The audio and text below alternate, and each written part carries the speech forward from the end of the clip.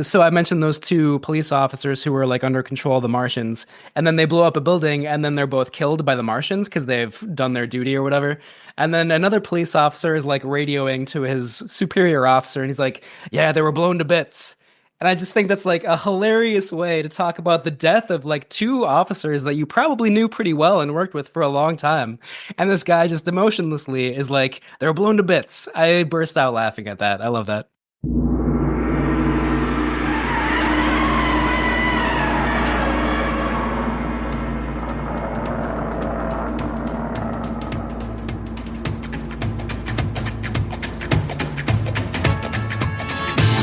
Hello, everybody, and welcome to Camp Kaiju Monster Movie Podcast. We are your hosts, Vincent Hanna And Matt Levine. and we're talking about all of our favorite monster movies, the good, the bad, and the downright campy, and asking if they stand the test of time. Traditional kaiju, creature features, space invaders, the supernatural, and everything in between. All strange beasts welcome here. Camp Kaiju is sponsored by Zach Linder and the Zach Pack, powered by Coldwell Banker Realty, your source for real estate, home rehab, fixing and flipping for investor clients and residential buyers. Reach out to the Zach Pack today for real estate services. Follow the Zach Pack on social media and contact the Zach Pack for investment opportunities. Link in the show notes.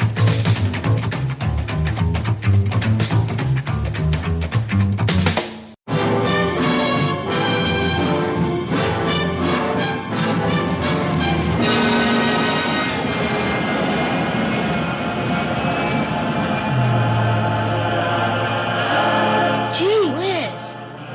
Invaders from Mars. He saw them land from outer space. He saw them capture innocent people only to destroy.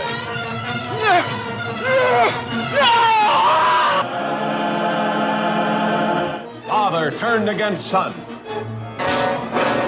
People changed into strange, weird animals. A general of the army becomes a saboteur. Trusted police turned into arsonists. The boy's parents changed into killers.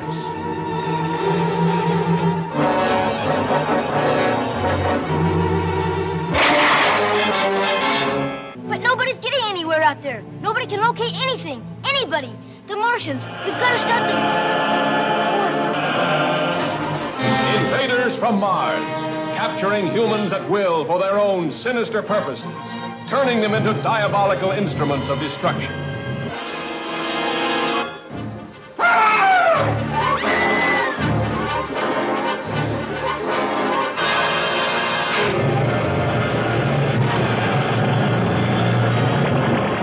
Invaders from Mars, weird, fantastic beings of a superintelligence, ruling a race of synthetic humans and pitting them against mankind's dream to conquer the universe. Come on, step on it. Search every tunnel. We gotta find Ronaldo and the kid. When the colonel gives a signal, get back here on the double.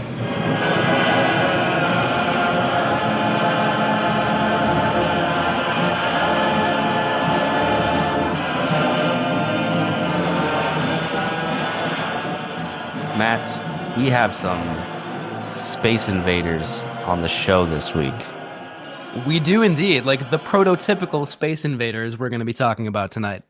Little green men, except they're kind of tall and wearing onesies, like pajama footings. You know what I mean? Yeah, it's a bold look for sure. Footy Very pajamas. footy pajamas, yeah. Maybe more adorable than menacing, but still pretty cool looking. They're definitely, they may not be little, but they're definitely green men. They're bright green, and I can't wait to talk about the colors in this movie because it's pretty eye popping. It looks amazing. Yeah, I can't wait to talk about there's all the technical stuff. I can't wait to talk about how we both watch this movie respectively. I on Pluto and you on Amazon, and what's the ideal condition to watch a movie. And that's always a great conversation. Yeah. And to talk about the legacy of this film, the reputation. I think this is a movie that a lot of people have not seen. And I think it's one people should see more often. And I can't wait to dig into all that. Totally agree. And not to get ahead of ourselves, but I I hadn't really heard that much about this movie before watching it for this episode, and it deserves to be part of the cult canon for sure. Love that. Cult canon. Oh, a t-shirt just popped up in my head. Ooh, nice.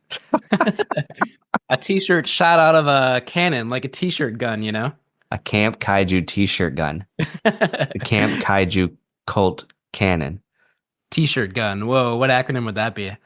EKCCTSG? In any case, we got to get working on that swag. That's a great idea. Ba-boom. All right. How the hell are you? I'm doing pretty well. We're pretty much in spring here in Minnesota. It's a beautiful day. NBA playoffs are going on. Watched a lot of movies this weekend. Went for a bike ride. It was a good weekend. How are you doing? Right on. Pretty good. Getting over a little cold. Me too. Also watching some good movies lately. We talked about Brian De Palma over email because I just watched Phantom of the Paradise. Yeah. It's my new obsession. Talk about cult canon. That movie is phenomenally bonkers. It is. I really love that movie. Like on the surface, it's kind of like, sold your soul to the devil for rock and roll kind of movie, but I think there's a lot more to it than just that. I think it's kind of about like how precarious the world of entertainment is, the risks of kind of like duplicating yourself and your voice and like your identity, through like mechanical means or whatever. There's a lot of, I think De Palma's really great at making movies that are like really fun and stylish on the surface, but have some like pretty dense ideas underneath them. And that movie's a great example of that. Yeah, there's just so much to chew on with that film. So listeners, get on it. Phantom of the Paradise. You will not regret that decision. Indeed. Great soundtrack too. Oh yeah. Well, folks, thank you for hanging out.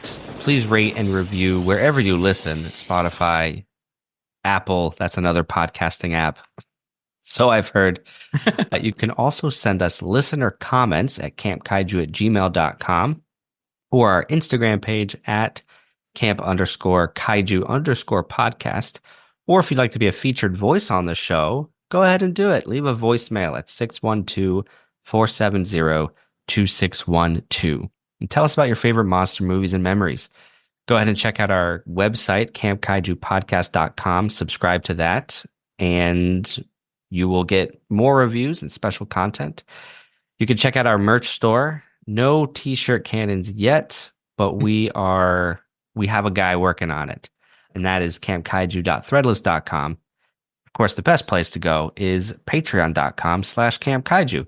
Become a patron for as little as $5 a month. You're going to get discounts on that merchandise. Folks, I'm not kidding when I tell you, I send our patrons merchandise whenever I can because fortunately, and we're very thankful, we have money in the bank because of our patrons. So that money goes towards production value and merchandise. Patrons, if you're listening, be on the lookout for a little treat that I'm sending you all in the mail in May. It will relate to our trivia event on May 5th with Naomi. Matt, you want to talk about that a little bit? Yeah, for sure. So Naomi, who has appeared on the podcast several times, she does trivia every month at Indeed Brewing in Minneapolis, the first Monday of each month. She very kindly invited me and Vincent to join her on May 5th. So that's at 8 p.m., I believe. Is that right? On Monday, May 5th? I think Or it's 7. Yeah, maybe I'm I not should. sure. Yeah, it's one of those two, but yeah, we'll verify that. But there will be some great monster movie questions, some non-monster movie questions, image round, video round. It's going to be a lot of fun. Yes, and if you are a patron and you happen to be in Minneapolis, if you stop by, you get a free drink on us, alcoholic or non. If you're not a patron, you have until 7 or 8 o'clock that night to become a patron, and we'll give you a free drink voucher. So even if you show up, you're like, oh, I don't know if I should be a patron, go ahead and do it. Yeah, just do it. Just listen to the peer pressure. Yeah, we're the angel and devil on your shoulders telling you to do it, Vincent and I. All right, so that's going to be a lot of fun. Here's something fun. So for all of you who would like to send us a voicemail, but maybe you want a little more guidance on what to talk about, totally hear you. Well, Matt, guess what movie is celebrating its 50th anniversary this year? Monster movie, 3 tons on him, 25 feet. Oh, it's got to be Bruce the shark from Jaws. Yeah, Jaws. So I don't know. I just had this idea of if we get enough listener voicemails just talking to us about Jaws, like, why do you love this movie? What's your favorite thing about this movie? I could string those together into like a whole episode. Yeah, because that is your favorite monster movie, right? It's my favorite movie of all Oh, time. wow. I don't think I knew that. That's cool. Oh yeah. That's a good choice. For favorite Steven Spielberg monster movie, it's between that and Jurassic Park for me. Close battle. Yeah, yeah. Jurassic Park for sure. But I don't know, Jaws has always had my heart. Classic, yeah. A very Yeah, formative experience for, especially for people our age. Like I'm a little bit older than you are, but older millennials. Like Jaws is a very formative text for sure. for sure. So listeners, please leave a voicemail telling us about Jaws in your life, how Jaws has impacted you for the better. We'd love to hear from you. Indeed. All right. Well, this month in monster movie history, of course, this being May, there's some fun movies from the annals of May, from the annals of May. What do we have here? Any Well, if we're talking about the anals or the annals of May, I think those are going to be two very different things. I'm just kidding. That was a bad, that was a bad joke. Sorry, that's very juvenile, very immature. Anyway, you can go first. Sorry, I didn't mean to jump over you there. No, that's okay. I think so. I have like a real pick and then a fun pick. My fun pick is of some movie called Attack of the Flesh Devouring Space Worms from Outer Space from 1998. I think there's like nothing on this movie on the internet except that it has a title. So I'm very curious if it was just like a student film, but either way, wonderful title. But I'm going to shout out Gamera Super Monster from 1980. This is like the fifth, maybe, and last film in the Showa era Gamera series. It's 90 minutes of spliced footage from the previous installments, loosely wrapped around some child nonsense. And it's so bad, but like because it's made up from other movies, it's just like a greatest hits. And you're like, oh, well, this isn't terrible. It's just extremely cheap and lazy. It sounds kind of charming in a way. It is. I like the first Gamera movie from the Showa era. I think that might be the only Gamera movie that I've seen. You've We seen watched. Gauss. Oh, and Gamera versus Gauss. That one is great. Yeah. Well, I like those two, so I feel like I would like at least parts of Gamera Super Monster. Yeah. I'll mention a couple as well. The first one I'll mention is Horror of Dracula from 1958, a Hammer horror picture.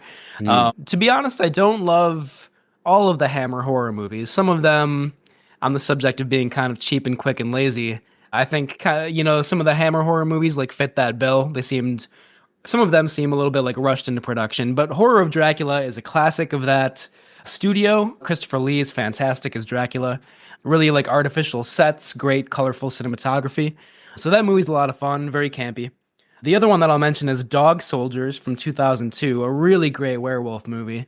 I feel like I've maybe talked about that in the podcast before because I love that movie very much. I think Neil Marshall directed it, who also made The Descent right around the same time. I think that might have been his follow-up movie. But Dog Soldiers is funny, it's really stylish, it's very scary and gory. Yeah, just a great werewolf movie. That's terrific. I admittedly haven't seen it yet, but you have talked about it before and you've definitely piqued my interest. Highly recommended. And, it's kind of set among soldiers in the Scottish army. Maybe it's not Scotland, I can't quite remember, but it is definitely in like a military environment. And I feel like that allows for a good satire of just like alpha dogs in the army and then alpha werewolf dogs. So it's very smart and very fun. Very cool. Yeah. New and upcoming releases. So this was actually last month in April. We had Screamboat released, which is from the folks who did the Winnie the Pooh Blood and Honey Oh, movie. But Screamboat is a riff on Steamboat Willie, the Disney animated short, which is now in the public domain. So they scooped up that and made it into a horror movie about a giant killer mouse. cool. I I heard that Winnie the Pooh movie was pretty bad, which is unfortunate because it's kind of a fun idea. I Yeah. haven't seen it myself yet, though. I did read one review on Screamboat that was positive. Like Okay. there's a lot of love for the Disney Studio catalog, but like there's a lot of inside jokes and Easter eggs. So I don't know. I'm actually surprisingly interested in watching Screamboat. Yeah, I'm intrigued. I would watch that. I didn't even know that came out until just now. There you go. I'm pretty excited to see Sinners. I've heard really good things about that movie, which apparently is a monster movie. Unfortunately, I've kind of read some spoilers, which I would just advise anybody that doesn't know what that movie's about to not really read too much about it because it sounds fun, but I haven't seen it myself yet. Yeah, it's the talk of the town. Yeah. Everyone's going on about it. Yeah, and like seems to be like single-handedly keeping Hollywood box office alive right now. Like it's been a terrible year for Hollywood, but with maybe a couple exceptions. But yeah, Sinners is doing really well. Cool. Yeah, that and Wolfman. As soon as I get the time to find them on streaming, Sinners is in theaters, of course, and everyone should see it in the theater. But if you're like me and you just don't have the time, streaming's the next best thing. Yeah, for sure. Sometimes, for whatever reason, schedules or whatever, it's impossible to see it in the theaters, which I try to as much as I can. That one I'm really dying to see in the theater. It seems like you should see it on that kind of big screen experience. But there are a couple others that came out earlier this year, like Companion, I haven't seen yet, and I might try to stream that sometime soon. Wolfman, like you mentioned. So, trying to catch up on those soon as well. Yeah. It's also the communal aspect. Like a Yeah. horror movie, it's so much fun when you watch it with a group of people. Yeah, absolutely. If it's a good audience and they're screaming and laughing at all the right times, it's an incomparable experience. Yeah, like you're reminded that like, oh, movies can do this because we watch so many movies by ourselves Mhm. that you forget that like audibly reacting to the film can be a valid experience. Let me ask you, do you make noises when you watch a movie, a Oh, yeah. comedy or a horror film? Absolutely, yeah. And within moderation, I love it when other people do as well. Like I love a good scream. Even like a brief comment, like a brief snarky comment is cool. I definitely don't like people talking all that much during movies, but like yeah, it's good to engage, good to laugh and scream and all that stuff. It's wonderful when movies cause that visceral reaction, to use a word that I probably overuse on this podcast. It's your catchphrase. Yeah. Yeah, I also laugh. I'm a big laugher at movies, even like when I'm just by myself, but I can't help it. You got to get into it, yeah. And like obviously I watch a lot of horror movies, and I usually don't really mind gore all that much. So when I watch very gory horror movies, usually there are some like, oh, that's nasty, oh shit, like stuff like that. Like I can't Yeah. help myself. So Yeah. it's fun, yeah. Speaking of Alien Invaders, we have another one coming up, Matt. It's your pick Yeah, on Camp Kaiju. Sorry. No, that's okay. Species is my next pick from 1995, starring Natasha Henstridge, I believe. I'm pretty sure Ben Kingsley is in that movie as well. Mhm. Roger Donaldson is the director, who made some pretty good like pop entertainment movies back in the day. Of course, I can't think of any other ones right now, but yeah, I've heard Species is like really trashy, kind of erotic, campy alien, monster movie. So I'm excited to talk about it. Yeah, have you never seen it? I never have, no. Oh, I watched it a couple years ago. It's perfect for this podcast. Cool. All those words you used are apt descriptors. Nice. I can't wait. In some ways, I feel like it's going to be like the tawdry version of the movie that we're talking about tonight. Yeah, tawdry 90s movie. Yeah. I love the word tawdry. Following Species, we are going to visit the Gamera franchise with the first one from 1965, Gamera the Giant Monster, or Gamera the Invincible, depending on which, the American or the Japanese release. But we have yet to feature the OG Gamera film, so I'm excited to rectify that and, yeah, have some good fun talking about Gamera. Me too. I just watched it actually maybe like 2 years ago, and I liked it a lot. Yeah, it's got a lot of things going for it. Yeah. Well, thank you, Jason, Chris, Sean, Peggy, and our anonymous patron. You are strong, loyal patrons. Keep the lights on here at Camp Kaiju, so we appreciate it, and thank you.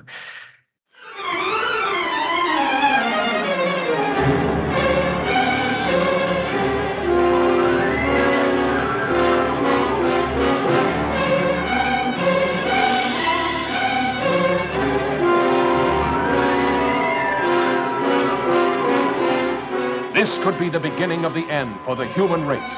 For what men first thought were meteors or the often ridiculed flying saucers are in reality the flaming vanguard of the invasion from Mars. Looks like they're going to come out of that gully pretty soon. We'll have to rush our defenses to be ready when they do. Going to need plenty of reinforcements. We'll get them. Lieutenant, look! They slash across country like scythes, wiping out everything that's trying to get away from them. That explains why communication is cut the moment their machines begin moving. Montreal's blacked out. Nothing more's come through. Same thing that happened on the Pacific coast. Anything from them yet? No, Mr. Secretary. We've had nothing from San Francisco for over 5 hours. The nations of the world mobilize their armed might, rushing to defend the Earth against the unknown weapons of the super race from the Red Planet. Is there nothing that can stop the Martian death machines? Guns, tanks, bombs. They're like toys against them. We know now that we can't beat their machine. We've got to beat them. All over the world, human beings cower before the onslaught of these unearthly enemies, whom no one has ever seen. Panic that sweeps around the globe as the great masses of mankind flee blindly in a headlong stampede of hysteria.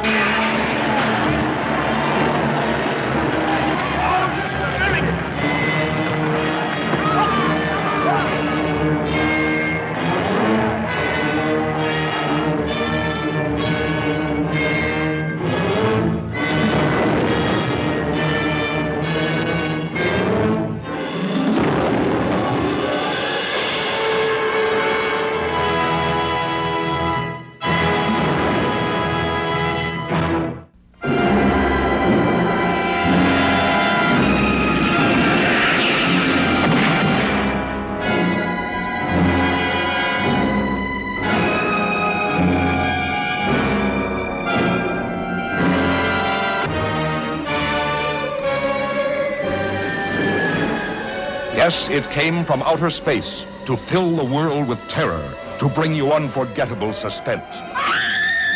What was it? Where did it come from? Who were the all-powerful creatures it brought from outer space? And what did they want on Earth? You can learn the amazing answer only when you see the most thrilling picture in years. It came from outer space. In the astonishing realism of 3 dimension, with objects coming right out of the screen, so real they almost touch you.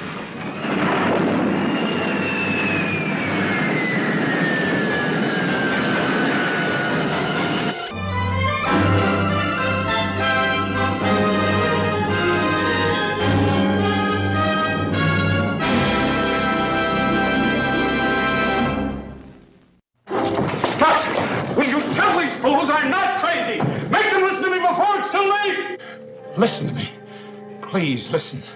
If you don't, if you won't, if you fail to understand, then the same incredible terror that's menacing me will strike at you!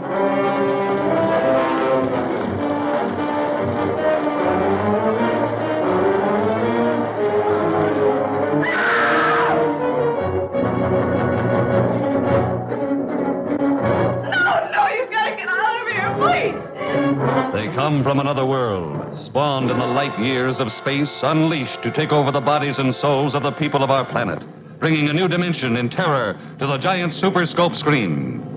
Whatever intelligence or instinct it is that can govern the forming of human flesh and blood out of thin air is fantastically powerful, beyond any comprehension. A cursed, dreadful, malevolent thing was happening to those he loved. This isn't just an ordinary body, is it? I never saw one like it. It looks unused. The sensational star discovery of The View from Pompey's Head. And now an undreamed of horror makes her life and love a vortex of fear. Jack!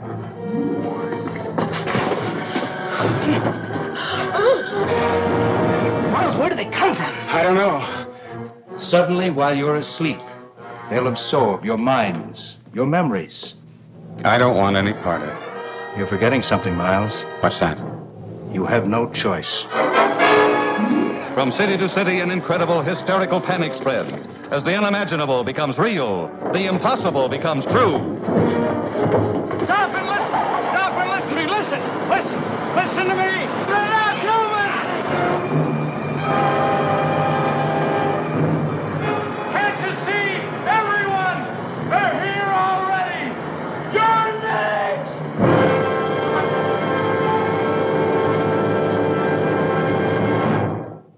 Now, let's turn our attention to Invaders from Mars from 1953, directed by William Cameron Menzies. Matt, what's your personal history with this film? Up until I watched it last night, I had zero personal history with this film. I think I had maybe heard the title a couple times, didn't really hear if it was good or bad. I definitely didn't really get the sense that it was like a classic of 50s sci-fi movies, but yeah, I was kind of blown away by it as we'll talk about in a little bit here. But up until yesterday, I knew next to nothing about this movie. Had you never come across the 86 remake? No, I mean, I've never seen it. Again, like I feel like maybe I knew of that title, like I knew of the movie's existence, but I didn't really know anything else about it. It's by Tobe Hooper, right? Directed Yeah. by? Yeah. Yeah, I first saw this film just a few years ago. I fell in love with it. When I started Camp Kaiju, I knew this was something I wanted to talk about, but it's taken years to do that, which is so wild. But yeah, I thought this was the year to do it and talk about it, and I'm excited to. I'll tell you. So actually, I was first turned on to this movie. There's a TCM documentary called Watch the Skies, and it's all about 50s sci-fi. And it features folks like Spielberg, Ridley Scott, James Cameron, George Lucas, and they're talking to, like, they're the people on the documentary, and they're talking about all their influences from the 50s when they were baby boomers watching these movies. And there's a whole segment on Invaders from Mars. And that's when I first learned about this movie and thought, whoa, I definitely want to see this because I'm a huge Spielberg fan, for example.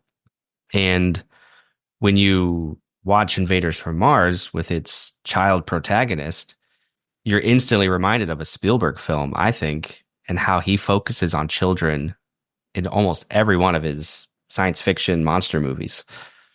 Yeah, absolutely. And I wasn't surprised to find out that Joe Dante is a big fan of this movie as well. I feel like maybe in Small Soldiers, especially, there are a lot of similarities. That's a movie that I like a lot, and that has mostly child protagonists. And, it's kind of a fun thriller about like militaristic toys that come to life, but it's also like, there's some satire about war and like American militarism and stuff like that. So yeah, I'm generally not surprised to read that Spielberg or Joe Dante are huge fans of this movie. And as we'll talk about, John Sayles is a big champion of this film. Martin Scorsese, which is so funny. Like whenever I hear Scorsese talk about genre movies, it's because like he has never attempted to make a science fiction movie, I don't think. That's interesting. Yeah, I mean, I feel like he has some horror movies, kind of like Shutter Island and Cape Fear, but yeah, I can't think of any straight up sci-fi movies. Yeah. Interesting. But I still love it because he's a student of film. He loves cinema and he can appreciate that stuff. Yeah, and I think a lot of that is because of the visual style of this movie, which we'll definitely talk about in a little bit here. Definitely. It's weird because, sorry, I was just going to mention one more thing.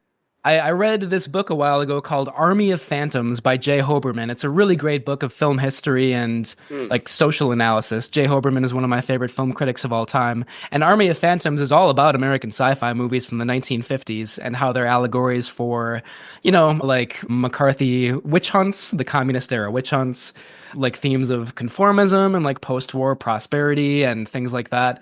I don't really remember too many explicit references to Invaders from Mars from that book, but it's been a long time since I've read it, so I might have to take another look at that. Maybe at some point during this episode, I might take a quick peek at the index, if you don't mind. Yeah, I love that. And if you're willing to share that book with me at any point, please do.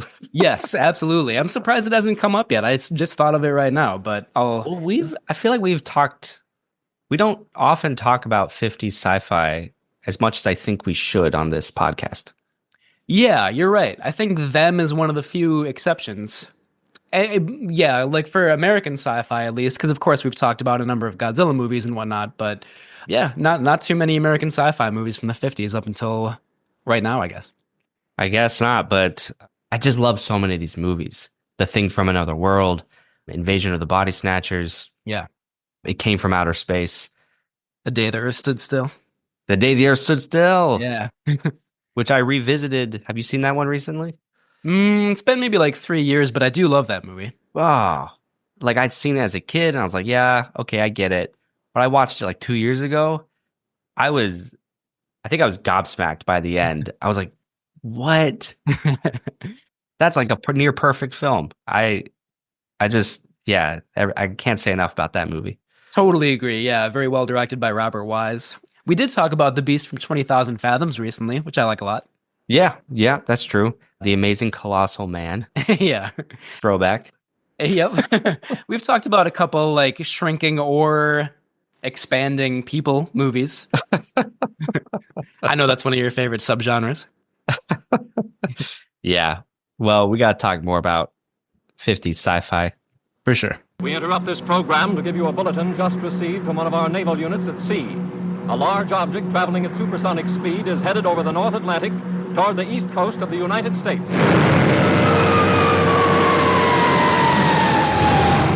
Ladies and gentlemen, this is Drew Pearson. We bring you this special radio television broadcast in order to give you the very latest information on an amazing phenomenon, the arrival of a space ship in Washington. The Army has taken every precaution to meet any emergency which may develop. Just a minute, ladies and gentlemen, I think something is happening.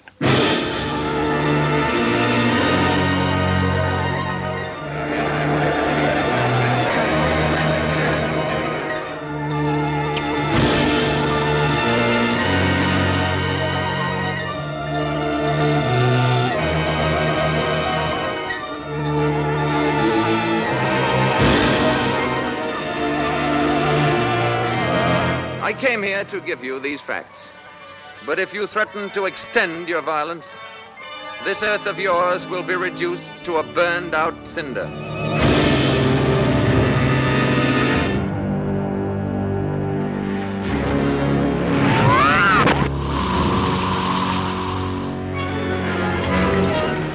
But he's a robot. Without you, what could he do? There's no limit to what he could do. He could destroy the Earth. All vehicles, close in. Let's go.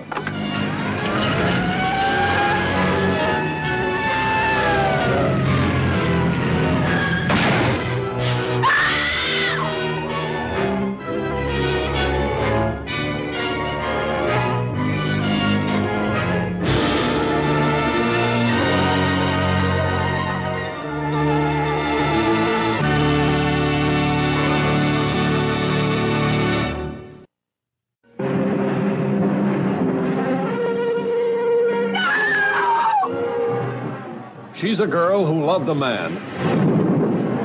A man who, in a flash, became a living threat to humanity. A danger so awe-inspiring that they tried to hide his existence from the world.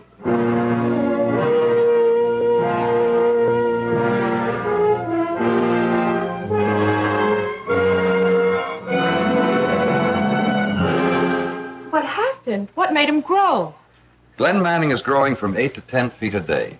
The moment, he's 18 feet tall. Tomorrow, he'll be 26 feet. The next day, 35, maybe 40. And the next day... But you've got to stop it.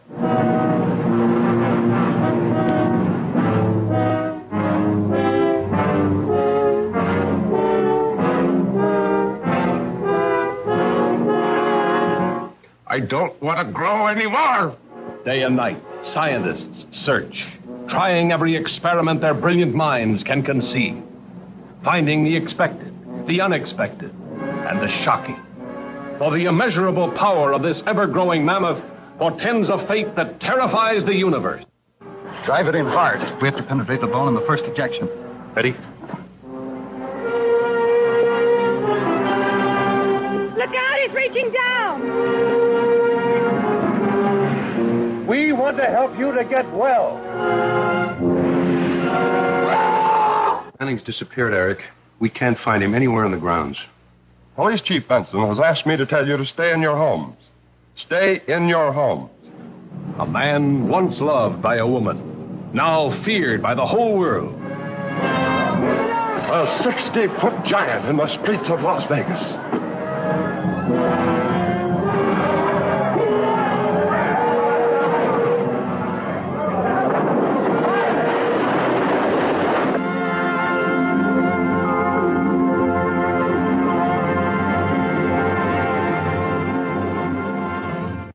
But Invaders from Mars is directed by William Cameron Menzies.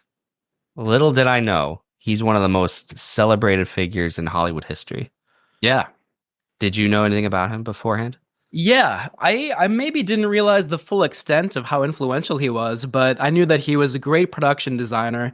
He was the production designer on Gone with the Wind, for example, on a lot of other like silent movies. He started in the silent era. You actually wrote in the Google Doc for tonight that he won, I think, the first Oscar for Best Art Direction for two different movies, The Dove and The Tempest, or just Tempest without the. So that's pretty impressive. He directed the movie Things to Come from the 1930s, which honestly is a movie I don't love all that much, but there's a lot to like about it for sure. Visually, it's amazing. And yeah, I don't want to steal all the thunder. What are your thoughts about William Cameron Menzies? I mean, I just was like, what? This guy, he won an honorary Oscar for his work on Gone with the Wind, the really famous burning of Atlanta sequence is singled out as like his crown jewel. Totally, yeah. Well, and Gone with the Wind is a fascinating example because that's like, even though Victor Fleming is credited as the only director of that movie, that's not really true. Like in assembly line Hollywood studio fashion, there were numerous directors of that movie. Victor Fleming, but also George Cukor. And then even aside from the burning of Atlanta scene, I think William Cameron Menzies played a pretty major role in the storyboarding and the overall look of that film. So maybe kind of one of the unofficial directors of Gone with the Wind was William Cameron Menzies. And it's so funny you mentioned storyboarding because there's a really great like 5-minute clip. I'll include it in the show notes of director-writer John Sayles, and he's introducing this film Invaders from Mars to an audience before a screening through TCM. And one of the things he highlights is that he's not sure if William Cameron Menzies invented storyboarding, but he certainly popularized it, as Sayles says in the feature. So I hadn't thought about that. Storyboarding had to come from somewhere. And I guess William Cameron Menzies kind of honed that craft, which is a pretty significant contribution. Yeah, absolutely. Pretty much all of my favorite directors very carefully storyboard all their movies. So yeah, it's huge. And I read that David O. Selznick, the executive producer of Gone with the Wind, kind of told the crew, like, whatever questions you have, Menzies is the authority. Ask him. He knows everything about like Technicolor, like the colors of the film. Menzies will know like anything about like the set design. I think even like the costumes. David O. Selznick, who was like a notorious tyrant, like was not really very forthcoming in his like support of other artists. Basically said like just ask William Cameron Menzies. He's the authority. Wow. And Menzies did have a real affinity for color film. Yeah. Gone with the Wind, obviously, I didn't even think about that, but there's a reason he shot Invaders from Mars in color. There's a lot of technical jargon around that we'll unpack later in the production, but we can come back to Menzies if we want. But we could talk about some other select members of the crew and cast. I mean, honestly, well, okay, I'll just say it. Screenplay by Richard Blake, producers Edward L. Alperson Jr. The film was released through 20th Century Fox. And the music is by Raoul Krauschar with contributions by Mort Glickman. Yes. And what I was going to say before was that no disrespect to many of these cast and crew, but I hadn't heard of most of these people. And I think they're just all like contract workmen who are doing a job, playing around in maybe the smaller studios. So I don't know. I don't think they're necessarily like quote unquote famous people, but they know how to do their work.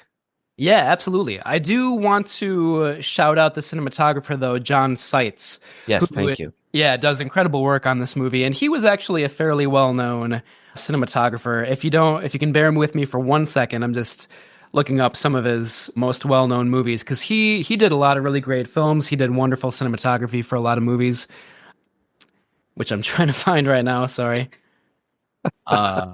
Sunset Boulevard, for example, from Oh, yep, 1950. yep. The Big Clock, a very great film noir movie. The Lost Weekend, also by Billy Wilder. Double Oh. Indemnity. Several Preston Sturges movies like Hail the Conquering Hero and The Miracle of Morgan's Creek. So John Seitz was, I think overall you're right, but I think John Seitz was a very well-known cinematographer, and he did great work on this movie, certainly in collaboration with William Cameron Menzies. Absolutely. And Menzies himself, obviously, is a legend. But, I don't know what the hell I'm talking about. Maybe Richard Blake, the screenwriter, in some circles is a god. I don't know. One thing about the screenwriters too that I wanted to mention real quick, if you don't mind, even though Richard Blake is credited as the writer, the guy who's credited with the story is John Tucker Battle, who wrote the original treatment for Invaders from Mars. And again, I'm getting ahead of myself a little bit. John Tucker Battle did the original treatment, and then he hated the ending of the finished movie so much that he wanted his name taken off the credits. So that's like the main reason that he's not credited as a screenwriter as well. But at least the early draft, what's his name again? John Tucker Battle was partially responsible for that. Camp Kaiju, where we do our research on the fly. Yeah. What was his name again? John Tucker Battle. Yeah. Kind of proving your point. I had never heard of him before, and I don't think he really did anything else. So, but I think most of the crew did pretty great work on this. And again, credit to Menzies for pulling it all together. Yeah. Do you want to talk about the cast a little bit? Yeah, sure. I mean, to be honest, I don't know a lot about most of the cast in this movie, kind of going along with that theme, but the movie stars Jimmy Hunt as David McLean. He's the child actor in the movie. He didn't really I think maybe he starred in a couple other movies as a child, but nothing really all that well known. He did have an extended cameo in, do you know if it's Tobe Hooper or Toby Hooper? I've always wondered that. I think it's Toby Hooper. Okay, I thought so. So Jimmy Hunt, as an adult, has a cameo in Tobe Hooper's 1986 remake of Invaders from Mars, but he has a major role as the main boy in this movie. Arthur Franz stars as Dr. Stuart Kelston, who I'll have a lot to say about in the campy section of this episode. Helena Carter stars as Dr. Patricia Blake. She's really good in this movie, I thought. She has a wonderful look. Well, I'm sure we'll talk about her a little bit more too. This was the first time that she didn't play a romantic interest, so I would presume maybe she enjoyed having a little bit more range in this movie. She did retire from acting after this role, though, so I don't know what that says about her career or her experience. It means she went out on top. Yeah, right. I feel like that might be true just because I didn't really recognize any of the other films that she had starred in, but yeah, she's really good in this. Leif Erikson also stars as George McLean, who's the father of the main boy character in this movie. Hilary Brooke stars as Mary McLean, the boy's mother. And Todd Carnes has a very brief role as Jim, a gas station attendant, whom you might recognize as Harry from It's a Wonderful Life. Did you recognize him? I could place his face, or I should say I recognized his face, but I couldn't figure out who it was until after I saw the movie. Yeah, it took me a second. I was like, is that Harry Bailey? Decorated Medal of Honor? Harry Bailey? Barbara Billingsley, too, is in this movie, who later played the mom on Leave It to Beaver, I believe. Oh, okay.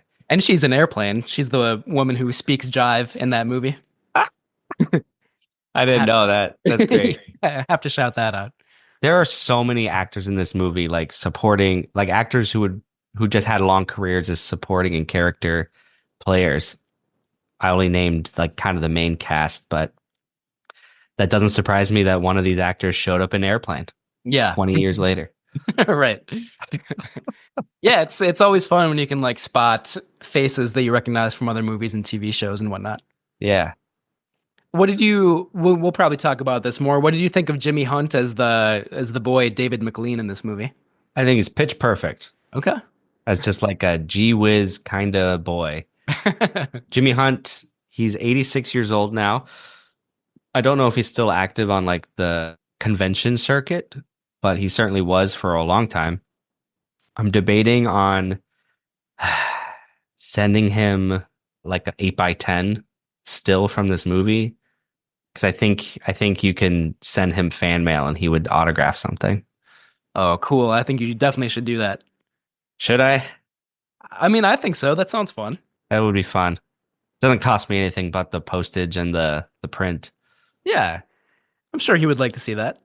You know, I did that years ago with actor Rico Browning, who plays. He's one of two actors who plays the creature from the Black Lagoon. Hmm. So I have Rico Browning's autograph. He's like 92 at the time, and he died 3 weeks later. Wow. Like after I got the autograph. I'm glad you did. That's amazing. Yeah, but like, what if I get Jimmy Hunt's autograph and then he dies 3 weeks later? I mean, if that happens, I feel like maybe you could legitimately wonder if you're like a bad omen. But until then, like, I don't think you have to worry about that too much. Okay. 92 is a ripe old age. Mr. Hunt, if you're out there, you don't have to accept my letter. You've been warned. Yeah. It's got dark all of a sudden. But I'm glad you said like he's the great like gee whiz kind of character because I was going to bring up how often he says in pure 50s fashion like gee whiz, oh gosh, stuff like that. It's funny. Like I feel like that's such a stereotype of the time, like when people think of the 50s. But then you watch these movies from the 50s and that's how the children talk. Yeah. It's not an exaggeration. Right. It's very charming, and there are a lot of other lines of dialogue that are like adorably kind of quaint and antiquated. And I'm not trying to like make fun of the era or whatever. It's just it's fun. It like encapsulates that time. Yeah, absolutely. All right, production history of this film, or at least like the production backstory. Honestly, I didn't find too much on this film, which I find interesting. Yeah, because of its legacy. I'm interested in getting like there's a 4K release of this film. You know, I love bonus features. Maybe like the audio commentaries will reveal more about it, but at least in my snooping on the internet, I couldn't find much. Now, with that said, this film was shot over 3 weeks in 1953 on a very small budget. It is, I think, interesting to note that that year we also saw the release of two other alien invasion classics, Jack Arnold's It Came from Outer Space and George Pal's War of the Worlds, which is also in color, but Invaders from Mars did it first. Yeah, and I think they like really rushed production so that they could like release the film before War of the Worlds came out for that exact reason. Yeah, I think I read that too. It's pretty cool. Yeah, good year for sci-fi. Yeah, absolutely. Because The Beast from 20,000 Fathoms was that year too, right? 50. Yes, it was. Yeah. Yeah. Good year indeed. Yeah. And then the next year, 54, you had Creature from the Black Lagoon, Them, and Godzilla. Man, must have been an amazing time to be alive. Aside from concerns over like nuclear war and stuff like that, but in terms of monster movies. Yeah, and like segregation, right? Cold War, McCarthyism. Yeah, maybe only to watch the movies was like that was the only way. It was a great time to be alive. Just kidding. But people needed the escape. So that's why they got these fantasy pictures. Yeah, that's why it's such a rich period of monster movies for sure. Yeah. 1953, so It Came from Outer Space. That was a 3D film because around this time, 3D became a fad for the first time. There's some disputes as to whether or not Invaders from Mars was shot for 3D. Don't think it was. It never was. But it was shot in Eastman color. Yeah, I mean, like the technical specifics of this movie are very convoluted, so I'm a little bit confused by it as well. But I know it was shot on Eastman color, which was a kind of film, a single strip color processing technique introduced in 1950. Around that time, Technicolor was kind of being phased out a little bit. Technicolor probably is like the most beautiful color processing technique of all time. Like Gone with the Wind, we already talked about, but then like Powell and Pressburger movies from the 40s are mostly shot in Technicolor. Leave Her to Heaven, some Douglas Sirk movies are also other examples. So Technicolor was kind of like the big gold standard, like just top of the line. That was being phased out around 1950. It was just very expensive. Like you needed a lot of like chemicals for that process. It was like a 3-strip process. So Eastman color was quite a bit simpler. But then the fascinating thing about Invaders from Mars is that it was shot on Eastman color, but then it was struck onto prints using a different technique called super cinecolor. And those are the prints that were distributed to movie theaters. I'm just going to read straight off the Google Doc if you don't mind. Please do. If anybody out there is an expert in this process, please educate us. Yeah, because I went to film school for a couple of years and that's all I know about it. So like this is all way over my head, but apparently Super Cinecolor used black and white separations produced from monopack color negatives made with Ansco/Agfa, DuPont, Kodachrome, or Eastman color film for principal photography. After the negative was edited, it was copied through color filters into 3 black and white negatives. An oddity of the system was that rather than using cyan, magenta, and yellow primary subtractive colors, Super Cinecolor printed its films with red, blue, and yellow matrices to create a system that was compatible with the previous printers. The result of the combination of the color spectra was an oddly striking look to the final print. And all I can say is that last sentence is absolutely correct. This is like a gorgeous, colorful, rich, deep movie. Which is why I included it despite not really understanding that process. But the color of this film to me doesn't actually look like the color of any other film I've seen. There's something, I don't know. It's not bad in any way, but it seems off to me. It seems raw. It seems, I don't know. What do you think about the color in this film? I love it. Like it's beautiful, stunningly beautiful, and I think like the non-reality of it, the surrealism of it, totally goes with the visual style that Menzies is trying to create. It's basically like a nightmare as seen by a young boy, and it is totally distinct. But I think it's absolutely gorgeous. And one of the only other examples that kind of came to mind for me was Dr. X, which I think is from 1932. It was shot on like a very early color version of color film that was like, I think 2-strip Technicolor as opposed to 3-strip Technicolor. It just has like a very bizarre look where it seems almost faded, but at the same time, like really bright and saturated color. And that was in the early 30s. And I feel like maybe a lot of people aren't familiar with like early color experiments like that, So that was one of the only other examples I could think of where the color is just so unique and visually astounding. But yeah, Invaders from Mars, really gorgeous. And I think Martin Scorsese loves this movie because he put it on like a list of the 10 best movies to ever use light and color, which is crazy. Like this is like a sci-fi movie that's kind of silly at times, but it is, in my opinion, and apparently Martin Scorsese is just like an insanely beautiful. Well, I can't argue with you or Martin Scorsese. No, I think you watched this on Amazon, right? Yeah. Do you know if it was like an HD kind of transfer? Yeah, it was an HD transfer, and I think it was the same version that was released on Blu-ray just a couple of years ago. 2021, I think it was.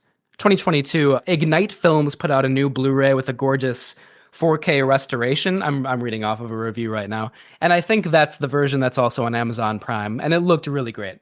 Wow. Okay, I need to see. I do think I need to see it in like a really beautiful, like restored type of version. Because I watched it years ago on Tubi, and I watched it recently on Pluto, and I don't think it was HD. I don't think it was cleaned up in any way. So for me, like the colors, they seemed more muted, like they didn't seem vibrant. Yeah. Yeah, I just feel like I need to see it in all its proper glory, I guess. I would recommend rewatching it. I thought the Amazon version looked really good, and I have my issues with Amazon. I don't necessarily like to give them more money, but like the versions of movies they have streaming on Amazon Prime usually are very high quality, and that was true in this case as well. Okay, awesome. Well, I feel like I kind of nerded out about the visual style of this movie a little bit too much. I got ahead of myself. No, that's great. I think so much of this movie, of its appeal, I think lies in Menzies and the cinematography and his art direction. Yeah. He gives the movie a very surrealist aspect in multiple scenes. The police station is one that's cited all the time for its use of like bare walls, and the walls and the doors are taller than they need to be, and like really long hallways where you see actors walking from like the background all the way to the foreground. And that's, I mean, even like years ago, that's what I loved about this movie. I was like, wow, it just doesn't look like anything else that I've seen from an alien movie. Totally agree. Yeah, I mean that police station hallway is probably the best example. And like when that shot came up when I was watching the movie, I out loud was like, "Oh my God!" Like it just looks so bizarre and so striking. And then like the interior of the spaceship and some of the like subterranean tunnels towards the end as well look just like very surreal. And it's interesting. Like this, like you said before, it had a very minuscule budget. It was a very low budget movie, and you can tell that some of the sets are reused for like various locations. But I feel like Menzies kind of like uses that to the film's advantage because it actually is a weird sense of like deja vu and it's kind of uncanny. And that just adds to like the dreamlike aspect, you know? Yeah, and there's like the camera is angled at certain points, leading to that sense of dreamscape. Yeah, it's kind of an off-kilter visual style that I love. That's what keeps me coming back to this film, I think. Yeah, for sure. Yeah, but just focusing on like the production of this film, that's what Menzies and his cinematographer brought to this film. According to John Sayles, again in this clip I keep referencing, he says that the producers came in after the film was finished and they added all this stock footage of army tanks to extend the run. So, did you notice all that army stuff? Yeah, for sure. Those are the parts in the movie that I don't like so much. Like this movie is like maybe an hour and a half, 95 minutes, somewhere around there. It could have been probably like 85 minutes. Like I feel like 10 minutes of the running time is stock footage of like tanks and soldiers and explosions. And like it's like there's at times like weirdly like patriotic marches in the background of some of that footage. And it's like, why are we getting this like gung-ho American military stuff right now? That's weird. I don't like it. Yeah, I don't think it's well implemented into Menzies' version of this film. I don't think it's, it seems like more of a question mark. Why is this in here? Yeah. I think maybe if they had used it sparingly in that one scene where the army does actually attack like where they think the spaceship is located, that would have made sense. Yeah. But it's in a lot more scenes than just that. So yeah, very strange. The use of bare walls, like there's not like in the police station, like there's shots of actors with just a bare wall behind them. And there's something so stark about that, so cold, that I really dig as an artistic choice. Totally agree. Yeah. And I think, sorry, we're kind of jumping around a little bit, but I think like, if the story is told from the boy's perspective and like he has to deal with all these older authority figures and he's made very uncomfortable by them. He doesn't really trust them. And like, I just feel like that lack of anything in the background, like you just have these stark walls and then these adult figures looming over you. It like perfectly conveys that theme, I think, Totally. Yeah. Release and legacy of this film. It was released in April of 1953. There was a 1954 British release that had several scenes extended with new footage featuring new actors even. Again, distributors found the runtime too short. So that's a running theme with this movie, actually. Producers saying, okay, let's pad the runtime. Initial reviews were strong, but it's sometimes this film gets, quote, lost in the shuffle with other 1950s sci-fi movies, as we've talked about. But its reputation is strong. Filmmakers like Spielberg, Scorsese, John Landis, Joe Dante cite it as a childhood favorite. And it's become a real cult classic. Deservedly so. Yeah. Well, here's a good time for our sponsor break. Camp Kaiju is sponsored by Zach Linder and the Zach Pack, powered by Coldwell Banker Realty, your source for real estate, home rehab, fixing and flipping for investor clients and residential buyers. Reach out to the Zach Pack today for real estate services, follow the Zach Pack on social media, and contact the Zach Pack for investment opportunities. Links in the show notes. Now, we have a good email from an anonymous supporter of ours. and our friend comments on our episode about Invasion of Astro Monster. Now, I'm not going to read it verbatim, and I'm not going to read it all, but our friend does gently critique, I would say, that our own critique of E.G. Tsuburaya's special effects in that movie. If you recall, in Invasion of Astro Monster, there's like a lot of unrealistic effects of astronauts on the moon and of spaceships and other things. Mm-hmm. I liken them to like toys, being played with on the moon. Mm-hmm. Our friend, and I think rightly so, pushes back a little bit and wants us to remember that Tsuburaya felt it was more about selling an idea, these are his words, than being any way realistic. That Tsuburaya is making an intentional choice to make these models more fantastical than, quote, realistic. Yeah, I think that's totally fair. Yeah, that makes a lot of sense. I think like overall, I like the suitmation effects. I love the model effects in a lot of the kaiju films. Yeah, we might have been a little unnecessarily harsh about Invasion of Astro Monster. I feel like I just thought there were like too few special effects overall. Like we barely even see Godzilla and Rodan in that movie. But yeah, no, that's a very valid criticism for sure. Yeah. You remember in Frankenstein Conquers the World, the Baragon monster like eats a horse? There's a horse in a little corral. Yeah. Yep. Yeah. I know. I certainly had the same critique of Tsuburaya there. I was like, what? This isn't realistic. But again, maybe that's not the point. That's a good example. That's like such a memorably like, I mean, obviously it's not real. It almost makes it like more disturbing that like, he's supposed to be eating this horse and it's clearly just like a toy horse that's being ripped in half or whatever. It's a very bizarre moment. I forgot about that till you just brought it up. Yeah. But I think we can all agree that that's better than CGI. Infinitely better.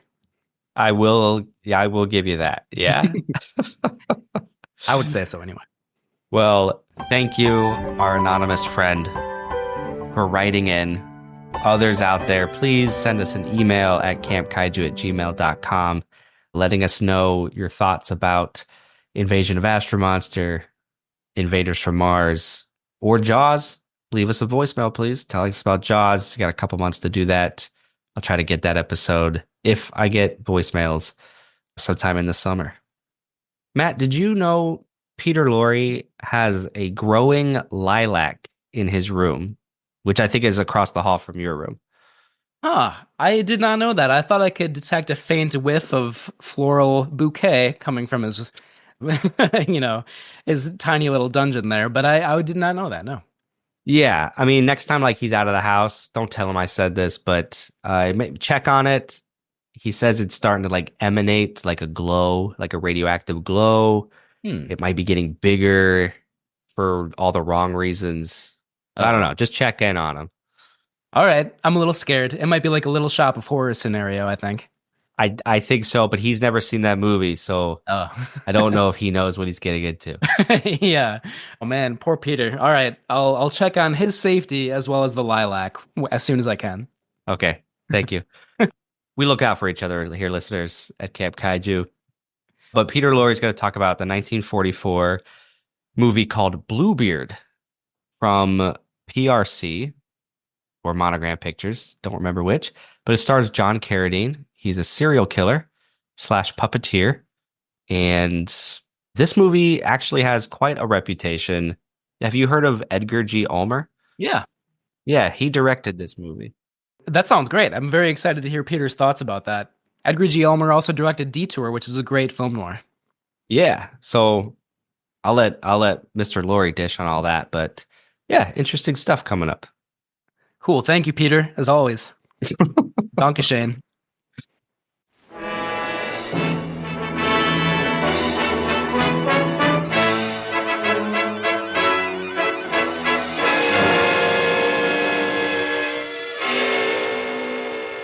Welcome to Poverty Row Studios, on the other side of Hollywood, where the stars were dimmer and the red carpets dripped with blood. Together we will watch the best of the worst. Movies known for their limited budgets, outlandish concepts, and questionable performances. But with enough haunted houses, zombies, ape men, and devil bats to keep you up at night. This is the Poverty Row Picture Show. I dare you to sleep through these nightmares. I am your host, Peter Lorre. You may remember me and my sultry voice from such pictures as The Maltese Falcon with Humphrey Bogart and The Invisible Agent, where I played a Japanese agent for Universal. Well, I'm gonna move on from that one.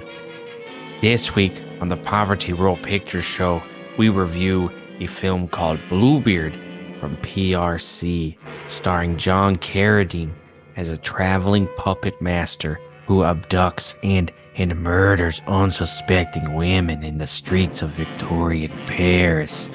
Oh yes, this is some sundry escapades this week, my friends, in the same vein as Hitchcock's The Lodger, which of course was based on the Jack the Ripper murders in the 1880s in London. But I digress. Bluebeard is a film directed by Edgar G. Ulmer, a fellow Austrian and a film director with a now renowned legacy for shooting dark mysteries on limited budgets.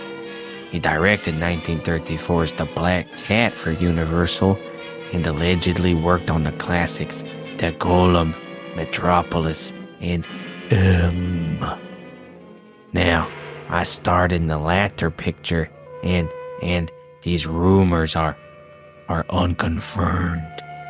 Sorry to disappoint, but this Frank Capra of PRC turns in a slick historical noir in Bluebeard with John Carradine in the lead.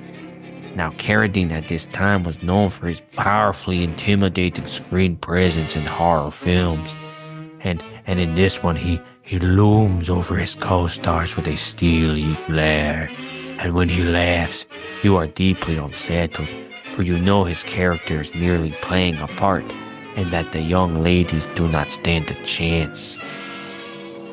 Bluebeard was actually a film 10 years in development, originally a script to follow up with Ulmer's The Black Cat. Eventually, Universal passed on the project, and with it, the chance for Ulmer to work again with Karloff. But now, with PRC, this film is as much of an A picture as the studio would ever release, and its reviews were good, and it did prove a money maker. Today it is often considered Ulmer's second best outing, next to Detour, the 1944 film noir classic, which established the director's reputation as an auteur. Now, the most amazing aspect of Bluebeard, and which speaks to Ulmer's talents, is that Ulmer shot the picture in a mere 6 days. Now that is the mark of a master. Next time on the Poverty Row Picture Show, we review a film entitled Black Dragons, starring Bela Lugosi in a sinister movie about Japanese and Nazi mad scientists. No, I do not play one of either of those types of people. I have learned my lesson looking back on some of the roles I have played in my filmography. I'll let you look into those titles at your own risk. Now, if you'll excuse me, I must trim the leaves of my glowing lilacs. They have grown to the size of palm fronds, and I am doing my best to keep these monster plants hidden from Matthew. I fear he would prefer to get rid of them, these plants, from Pierre. They oh, how they baffle me so.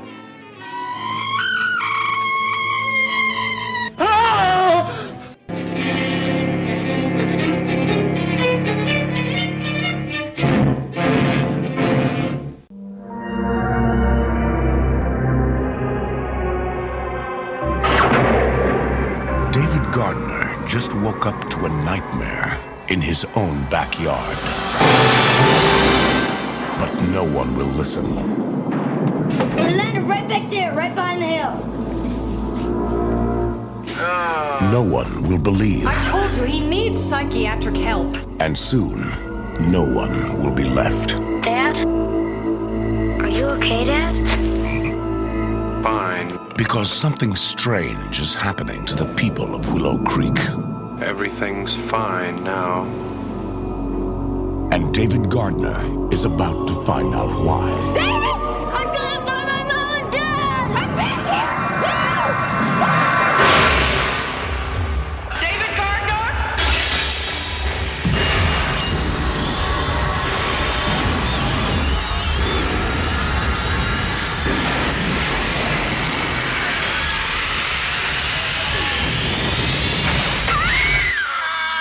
Canon Films presents Toby Hooper's Invaders from Mars. There's no place on Earth to hide.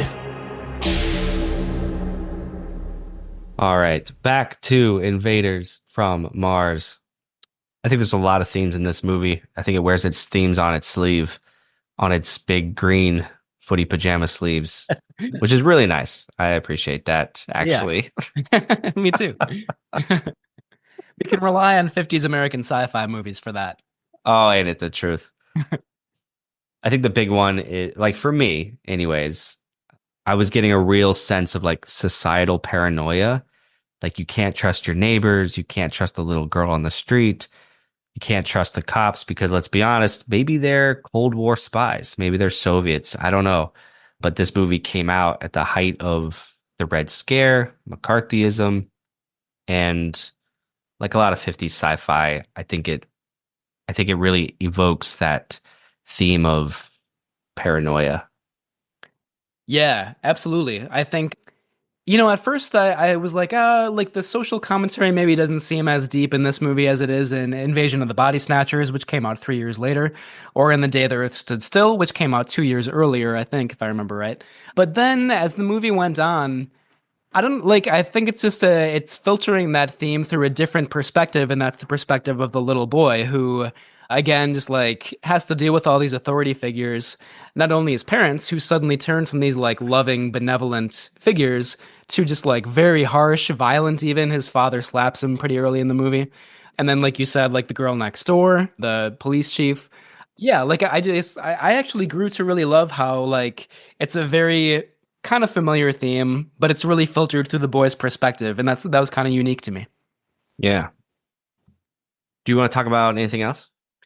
Yeah, I think there's even, also like the threat of nuclear war is like such a common theme from monster movies around this time, and we even get that a little bit in this movie too, because the astronomer, Dr. Kelston, I think is his name, he's positing a possible reason why the Martians would invade Earth and why they would be pretty antagonistic right from the start.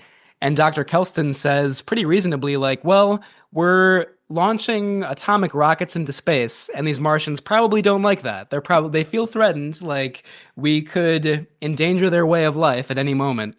And that's, that doctor character, the male doctor, the astronomer or whatever he is, actually like doesn't really seem to criticize the Martians too much. He's like, well, it makes sense. Like, we're kind of endangering them. So I just thought it was interesting that like the threat of nuclear war even makes its way into this movie, even though that doesn't seem to be the primary theme. Yeah. And what I also appreciate about this movie is that there's a lot of like, it takes its themes of science in a rather mature way, despite being through the lens of a child. Like, the scientists treat the science and the atomic research very maturely. It's not like a lot of other science fiction films where it's got this mumbo jumbo, they say something about something, and then it kind of explains it away. I feel like this movie does take its time to take the audience seriously and say, here's what's going on. Here's X, Y, and Z. Yeah, I agree. And I think especially with the little controlling devices that are implanted into the bases of people's necks, it actually seems kind of plausible that like, and that's a weird thing to say about this movie, but maybe the Martians would control people that way. And then like once the human characters do what they're forced to do, then like the Martians kill them. They like make the little like transmitters erupt in their brain basically, which is very violent. And honestly, like, I read like some of the reviews when the movie came out were like, "Oh, this is going to be really scary for kids." And at first I thought that was kind of ridiculous because nowadays it doesn't really seem all that scary, but there is some like kind of violent, brutal stuff like that in the movie. I know. I would like to show this to my kid one day because I do think it's for children as much as it's for adults. But you're right, there are some violent things in this film. Yeah, and like to your point, they do seem kind of scientifically plausible. Yeah. I think there's a comment on the family unit in this film, which again we see in a lot of 50s sci-fi films, like the nuclear family may not be all hunky-dory on the surface, that underneath there are cracks.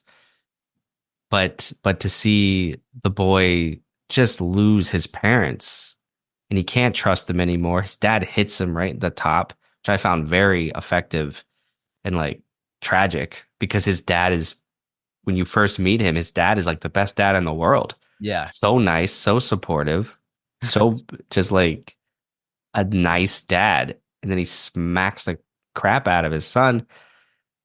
That was real. That was very good. Yeah. And they become like his dad and his mom become traitors. They become spies. They start conducting espionage, and that's very real. But then the doctor, Dr. Kelston, and the female doctor, Dr. Blake, they kind of become surrogate parents. And then the army, like the generals and the colonels, they also seem to take a familial liking to the boy. Mhm. And I feel like he's found like a surrogate family with all these other adults, which I found oddly heartwarming. So I don't know Yeah. what that says, but just like, okay, families can be destroyed, which is really sad, but you can still find family in other people. I don't know. Yeah, it's I feel like it is a little bit like muddled maybe at times because I thought like the distrust of the police was very powerful, and at that time, like you mentioned before, probably speaks to like a sense of social unease. But Mm. then, and that's again that's really powerful. Like there are two police officers that like blow up a building, and it's like pretty shocking to see. Like they're it's a unexpected turn of events for sure. But then for the boy to like become very good friends with like the general and the colonel, and like you said, they're very paternalistic towards him, or just paternal, I guess is a better way to put it. It's like, oh, is there a distrust of authority in this movie or isn't there? I guess it kind of has it both ways, but maybe that's all right. Yeah, I think it does have it both ways. This is a very pro-military film, which again, most 50s sci-fi is. Yeah. But the critique of the police is also very interesting. And this is a very white film too. And I just feel like the image we're presented of the 50s is that if you were white, you trusted authority figures. Obviously, if you were black, for example, you did not. But here we have a white protagonist being jailed. Like, there's a point where the 10-year-old boy is thrown behind bars ostensibly for his like own safety or whatever. But I was like, that's pretty extreme. So I think it's a really powerful critique of police officers. I agree. Yeah. And then, the kindly female doctor, Dr. Blake, she even like she talks to David in the jail cell and then she locks him back in and she's like, "Sorry, I have to follow the rules." And you understand why she would have to do that, I guess, but it's still a very surprising moment. And I think there are maybe some other Hollywood movies from around this time where like even though the characters are predominantly white or even exclusively white, like I think you can like read certain interpretations into them. Like for example, Fritz Lang's movie Fury from 1936 is all about a lynch mob, and Fritz Lang wanted the main character to be black, but the studio wouldn't allow that. The production code wouldn't allow that, so that character is ultimately played by Spencer Tracy. But I think like in movies about abuse of authority and distrust of authority figures, like, I think you can read in some of those racial issues, even if, for a lot of reasons, the characters themselves were kind of forced to be almost unanimously white. Yeah. Oh, that adds such an interesting layer to this film. Yeah. Yeah. Because, yeah, like you said, I mean, it is very. I can't think of too many other movies from this time where the police characters are so untrustworthy, violent, negative. And of course, they are under control by Martians, so that's the explanation of it. But it's still a pretty striking representation to see. There was one other thing I was going to add, but I think I can work it into my breakdowns later. Great. We'll talk about the good, the bad, and the campy as we respectively saw it. What did you find good about this movie? Well, I know I kind of overindulged my love of the movie's visual style before, but it is just stunningly beautiful. And like, I don't know, sometimes in the past I've wondered like what would it be like if like a genre movie like horror or sci-fi had like the kind of just stunningly gorgeous technicolor that you see in some of those Powell and Pressburger movies, like The Red Shoes and Black Narcissus and A Matter of Life and Death and stuff like that. And this, it's not technicolor, but I think this is basically that. Like, it's sort of a silly but fun genre movie that is just stunningly beautiful. And there were a number of compositions where I like audibly gasped or said like wow or like oh my god. Like, it's, and like again, credit to Menzies and also John Seitz and, you know, the set designers and everybody else involved. But the compositions, the sets, the colors, it's just a feast for the eyes. It looks amazing. I love that. I love the score, the music in this film. It is so eerie and unsettling. It's like a sting every time somebody disappears into the sand pit. Big like cosmic horror type vibes, like Color Out of Space. Like I could see this living in that world too. Yeah. And I just found that really captivating. The little girl, when she's mind controlled, very creepy, very effective. Yeah. The other things I've mentioned, the stark minimalism of the set. But yeah, I love the music. I love it's this brand of horror that it digs into. Yeah, it's like formally, it's just really amazing movie. And I'm always especially impressed if like a very low budget movie is able to achieve that because, you know, they didn't have the best resources to work with, but still they put so much care and like precision into the style of the movie. I'm honestly surprised it was shot in color at all. Yeah. Considering the budget. And maybe that's why we don't really recognize a lot of the cast and crew because all the budget went to the film basically, like the literal like celluloid like color film strip or whatever, you know. Because yeah, I feel like that's where most of the budget went, and then maybe the cast was mostly unknowns, but money well spent, I would say. Yeah, cool, man. What doesn't work for you in this movie? Well, we already talked about the military stock footage a little bit, so I won't focus on that right now. But I really don't like the ending of this movie.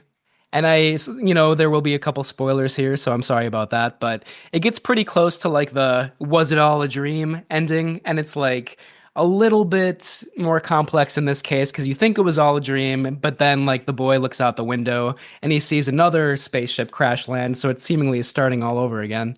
And I was kind of just like, why? What is the point of that? Like, I feel like they just didn't know how to end it. But this is so I do want to shout out a really great review of this movie that I read online. I didn't really find too many reviews online, unfortunately. Maybe that speaks to just how undervalued this movie is. But there is a really good review from Sci-Fist, Sci-Fi ST. I don't know how you pronounce the website.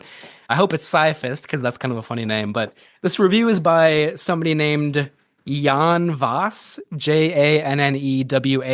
So I apologize if I'm pronouncing that incorrectly.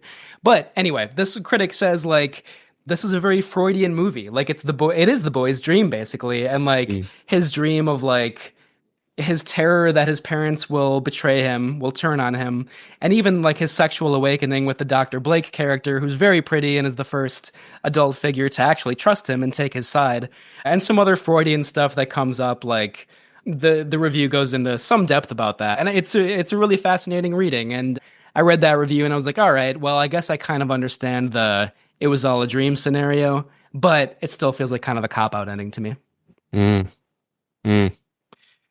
Yeah, that's interesting. I could see that take or that lens of the film.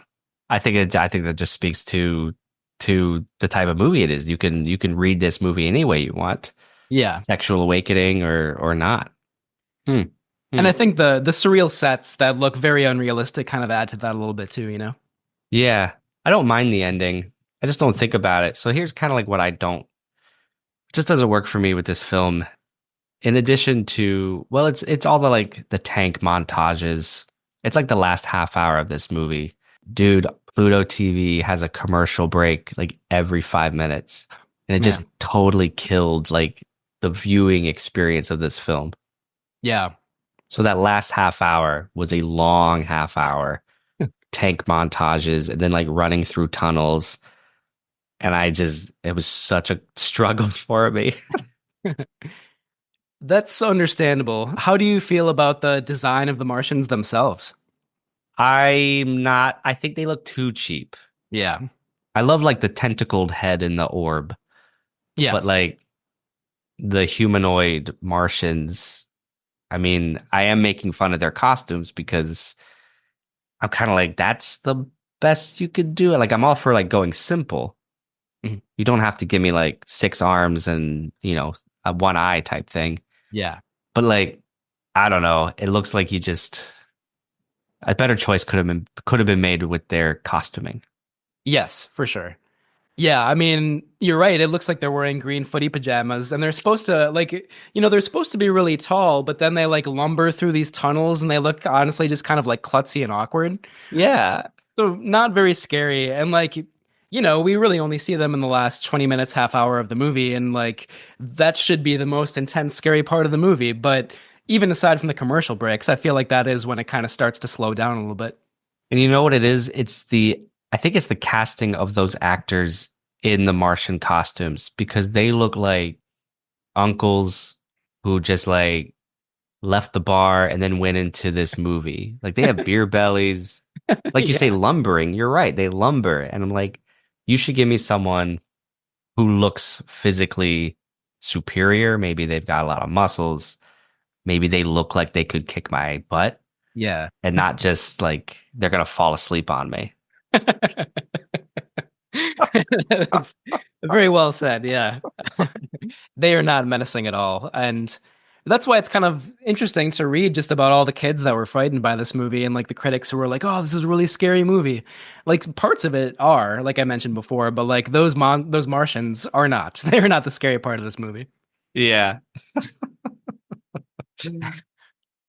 But I guess I just want to say like there are some like amazing shots in like the last 20 minutes of the movie. Like especially when that Dr. Blake, she's like about to have one of those transmitters implanted in her neck. And there's this incredible low angle shot where like we see a close up of her and she's passed out. And this like transmitter is coming like slowly closer and closer to her neck. It's an incredible shot. So there are still some moments towards the end that I did still enjoy. Well, thank you for shouting those out. I really need to watch this again, and I will one day because I do like this movie a lot, despite my inability to watch it in its full glory this week. Yeah. I might be due for a rewatch sometime soon. An immediate rewatch. Yeah. It would be worth it. Yeah. Yeah. All right. Some campy stuff before we give it our final ratings. So much. There's a lot of campy stuff in this in the best possible way. One example that I really loved is so I mentioned those two police officers who were like under control of the Martians, and then they blow up a building, and then they're both killed by the Martians because they've done their duty or whatever. And then another police officer is like radioing to his superior officer, and he's like, "Yeah, they were blown to bits." And I just think that's like a hilarious way to talk about the death of like two officers that you probably knew pretty well and worked with for a long time. And this guy just emotionlessly is like, "They were blown to bits." I burst out laughing at that. I love that. Oh, that's very funny. I loved is right in the beginning. The boy, he wakes up his parents because he's seen this UFO. They jump up out of bed, and mom is in full makeup, lipstick, her hair done up. She's beautiful. And Ellen said to me, "Why is she in full makeup?" That is a good question. Yeah. Just a classic movie thing where even in sleep, women cannot take off. They can't look not beautiful, right? Yeah. So unrealistic. Yeah. That's a really good point. I think honestly, I was just like so blown away by how red the lipstick was and like how bright her like blonde hair was and just the colors in general that I didn't really think about that. But yeah, that's a little ridiculous. Yep. There's another shot that I really love. It's going to be hard to explain, but like the boy is crying. He's very distraught because he thinks that his parents are going to die. Like they have the transmitter and he knows that like everybody else that has the transmitter has died so far. So the boy is like he's crying, he's very distraught, and Dr. Blake, the female doctor, is like hugging him and trying to console him. And the man, Dr. Kelston, is just like smoking a pipe right behind them and like eyeing them very coldly. And just the look on his face, he's just puffing away on this pipe as this boy is crying right in front of him. Is very, very funny to me. Remember the mom of the little girl, the creepy little girl? Her house is set on fire. Like the girl sets her own house on fire. Mhm. There's like a petroleum tank in the basement. And mom is like, we keep that in the shed. And the guy was like, well, that's what's happening. That's what's burning. Yeah. Don't argue with me, lady. Your house is on fire. Oh, Who cares? Yeah. I laughed at that part too. Yeah. Just the way he says that, like, well, there's a petroleum tank there. I don't know what to tell you. You're right. It's strange that it's not in the garage. What should we do now? It must not be the one from your shed because, yeah, like clearly that's where you keep your petroleum, in the shed at all times. Yeah. Yeah, that was a really funny moment. There are also a lot of good catchphrases, like we mentioned "gee whiz" before, but there's another part where another police officer, I can't even really remember exactly what happened, but he's responding to something crazy that happened, and he's like, "Suffering cats," and I thought that was a cool, cool catchphrase. I remember that. Yeah. Use that.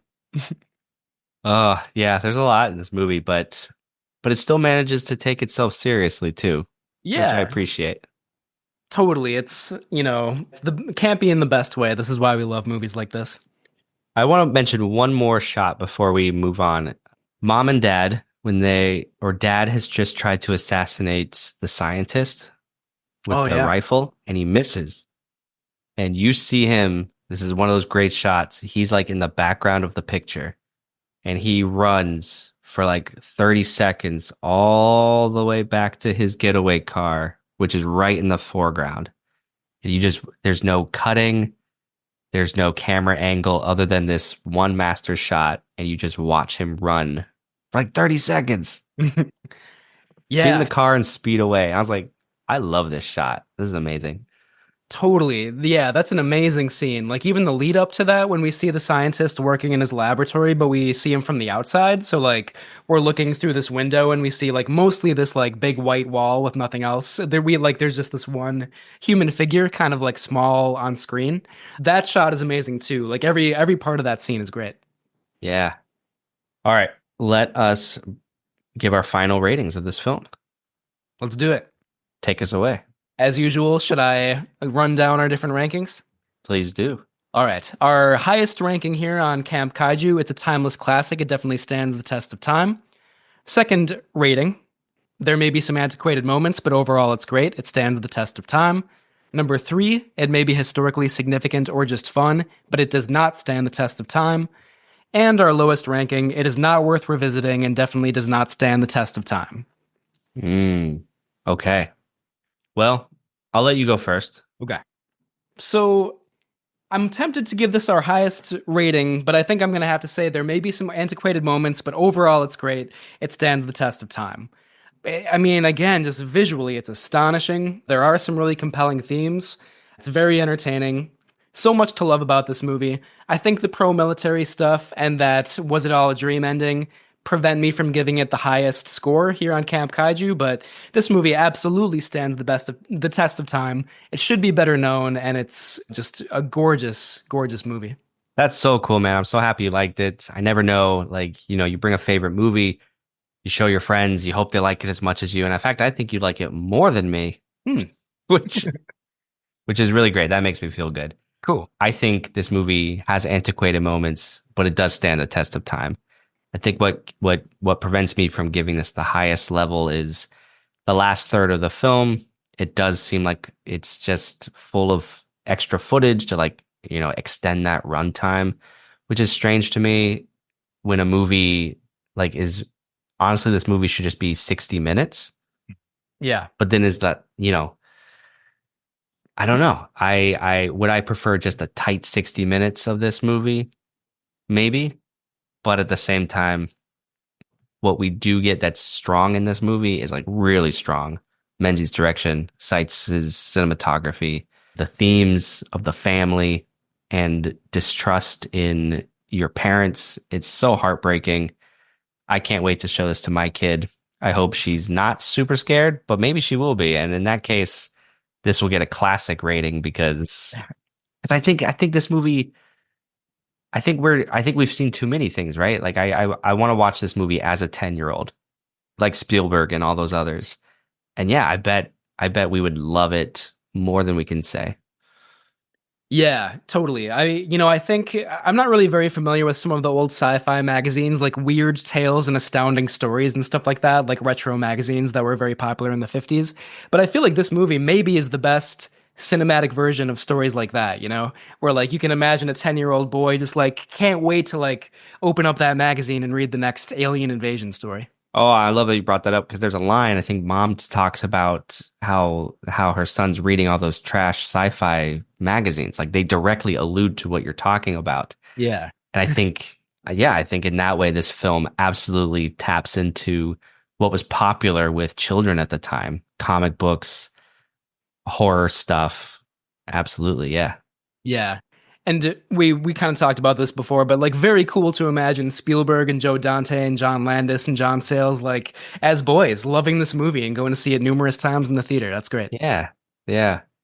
Well, on that note, that's a great note to end it all on. Thank you all for listening. Thank you for hanging out. Please rate and review wherever you listen.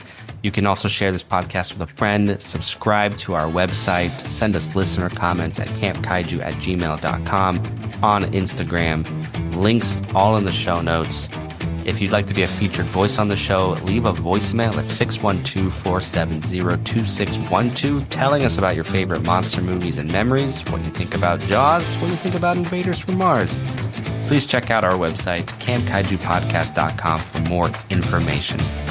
Camp Kaiju is recorded in Minneapolis, St. Paul, with Media's Mailbox music by Ben Cook-Phelps. Thank you again, friends, and until next time, stay campy. Camp Kaiju is sponsored by Zach Linder and the Zach Pack, powered by Coldwell Banker Realty, your source for real estate, home rehab, fixing and flipping for investor clients and residential buyers. Reach out to the Zach Pack today for real estate services, follow the Zach Pack on social media, and contact the Zach Pack for investment opportunities. Links in the show notes.